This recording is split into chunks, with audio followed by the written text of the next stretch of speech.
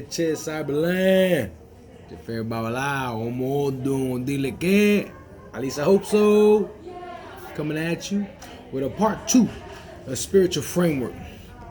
You know, as you go through the years in this faith, you begin to enlighten yourself more and more and more with perspectives from different Babalaos, perspective from the your own Aborishas. You become an Olu of many, and you begin to learn from many. And I think that's the key, to always remember that everybody brings value to the table, because that's what diversity is all about. That's 1. 2, give me the like and give me the subscribe. Why? Because the uptick of people who need valued help, people who are being guided maybe not in the best interest of the person, the uptick of people who are just lost and want to be found. Those things are beautiful, and that's how you do your part in this community, with the like and the subscribe. So let's jump right in with spiritual framework part 2. Okay, and like any other time in each video, I want to thank you for tuning in. I want to thank Olodumare, and I want to thank everyone who supports me in this channel in our efforts to make our spiritual community great again. Okay, let's jump right in. So, spiritual framework. I know we've talked about this topic before, and I want to go ahead and I want to kind of start off with explaining a concept that's called Ashe. And why is Ashe so important, and why do we want to talk about that? Well, the reason why we want to start with Ashe is because a lot of people don't understand that the physical plane, right, where you're at today, here on earth, this marketplace, because home is Olorum.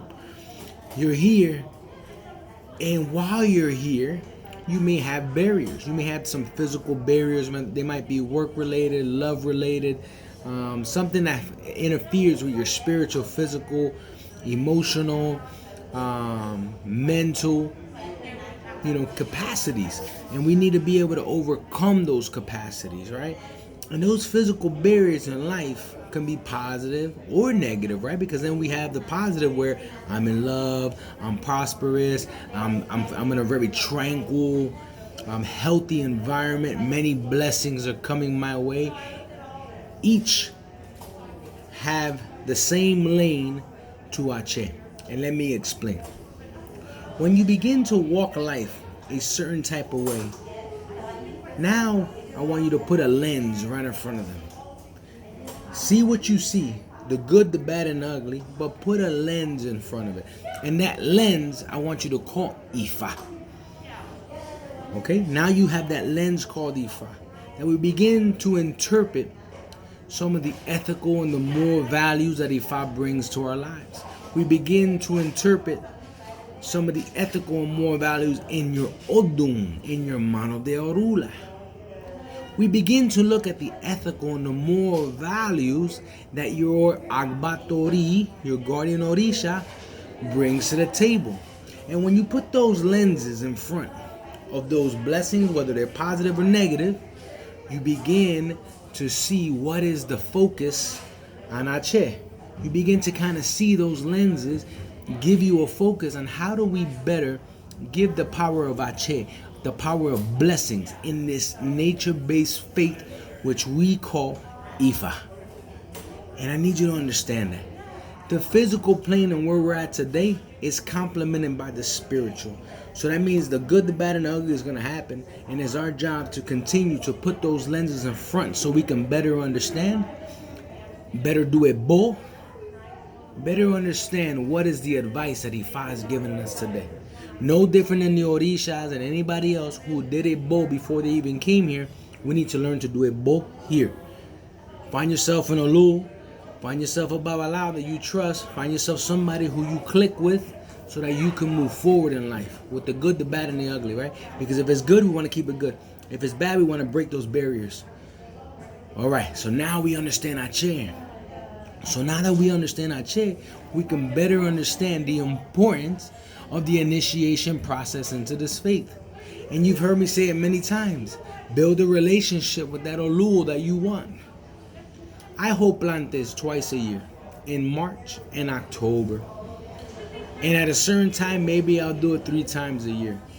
But if there was one thing that I told myself, is that I will not hold plantes more than 3 or 4 times a year tops, even when I'm retired from my full-time job.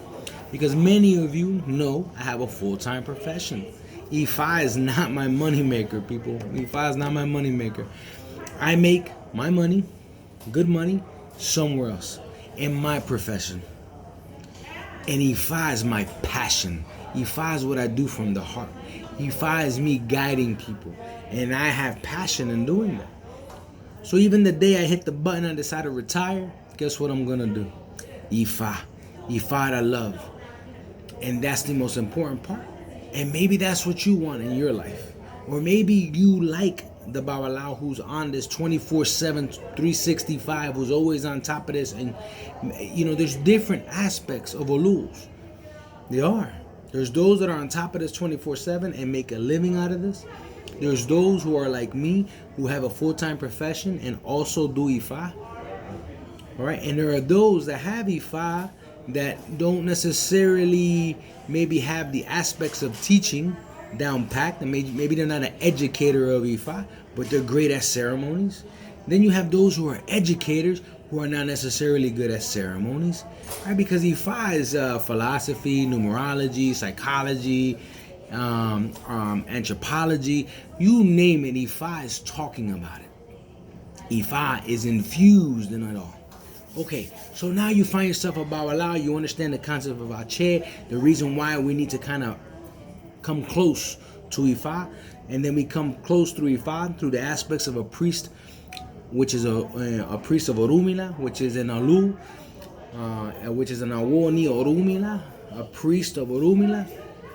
And now we get into the aspects of Mano de Orura and the warriors. A lot of times people don't understand what they're receiving when they receive it. And understanding that, I feel I need to give you real quick. In the beginning, there was Eshu and Olodumare. Eshu was the dark void. Olodumare was the light. Olodumare created light where there was darkness and created the universe, created the planets, created where we're at today, the marketplace, Earth.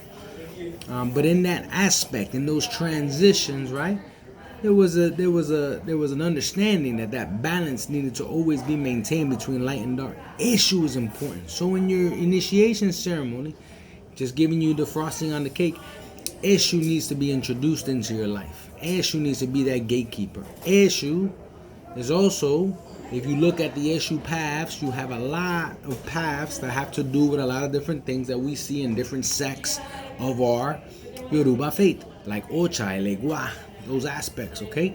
Now you have Ogun and Oshosi who live together inside of a pot, right? And that consecrated 2 rocks that are in there that represent one Ogun, one Oshosi is there for you because they're the ones that are going to chop through that path that Eshu has opened up for you, defeat your enemies, keep you away from danger. It's the duel. The 3 brothers of Obatala. The 3 warriors, I'm sorry, not 3 brothers, the 3 children of Obatala, the warriors. They are going to fight forward for you. Then you have, in your initiation ceremony, you have the warriors. Then you have an aspect called Awofaka Ikofa. And in that aspect, typically they do it together, but sometimes they're separated, and that's okay. You have your Awofaka Ikofa is now you receiving Orumila, which consists of an Inkine, which consists of an Ota, which is a rock. Okay? And you have Osun, who is his staff, his communication tool. Osun and Orumila. Awofaka Ikofa. Warriors, Eshu Ogun Oshosi. This ceremony is done by a Babalawo. If you have a palero, if you have a Ialocha, Babalocha, which is a Santera, however you want to call it, right? They cannot give you Eshu. Eshu is a consecrated items of Babalaos by the secrets of Ifa. through Yorumila being the witness to the creations, through Olodumare. It's logical. It's not has nothing to do with ego or nothing like that, but it's just logical as you begin to think about it.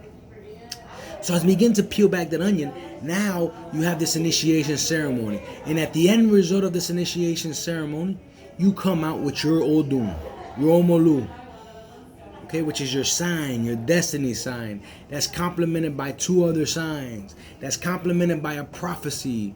And then ultimately, you're told who is your Ogbatori, who escorted your Ori down from Olorum to assist you on this plane, in this marketplace. Like when you take your best friend to the mall because you're trying to buy something nice or something, right? And you're trying to say, hey, what's your opinion? You have an Obatori, a guardian Orisha that's with you. Now, in that aspect, what you need to understand is that you can Google all day. You can put up Orbe Tumaco, Orbe Fun, Orbe whatever. You can put up whatever you want. You can put up Odile Que, but none of that truly matters because all you're doing is, if the information is accurate, you are merely getting the icing on the cake because you are independent. What is good for you is not good for the next person. Why? Because I just told you that you are one sign. But those signs are complemented by other signs, that is complemented by the prophecy, and it's complemented by your Ogbatori. All those things, you put them in a blender and you mix it up, and you have a trained Babalao and Olu who's going to tell you who are you, how you should walk.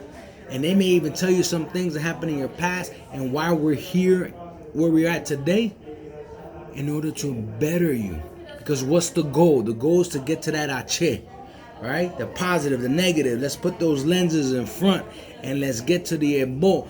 Let's fix our problems, or let's keep the blessings where they're at in order to do great things. Now the initiation is complete. Now what? You follow that blended mix, that concoction that occurred, and that brings you to blessings. Hopefully that makes sense. Through that process, you're going to begin to see that not everybody's destined to go get crowned and their Ogbatori. Not everybody's destined to go to Ifa. Not everybody's destined to become a palero and a tatana and run their own houses. They're not. Some people might get crowned. Some people might go to Ifa. Some people might just be perfect right where they're at. And that needs to be understood, and that's important. Because there should be expectation management, so there should be no false expectations given, because it's all based on what are you destined for. This faith will lead you to greatness. This faith takes a lot of sacrifice. Becoming a priest or a priestess is a responsibility. So that is the spiritual framework that I think is very important for us to understand. And more importantly, understanding that your Ori can guide you to many places. Alright? So I leave you with this last thing. Your Ori, your alignment, the concepts of chakra, the concept of making sure that we understand the who, the what, the when, the where, and the why, and the hows, through looking and taking away the lenses of the civilization that we may know, because that's how we've grown up, and understanding how we can better mesh that with the civilization of our spirituality within the Yoruba faith. So I leave you there. And with that said, Cyberland, Iburu, Iboya, Ibu Cheche from your favorite Babalao. At least I hope so. I'm all doing Dile Que coming at you.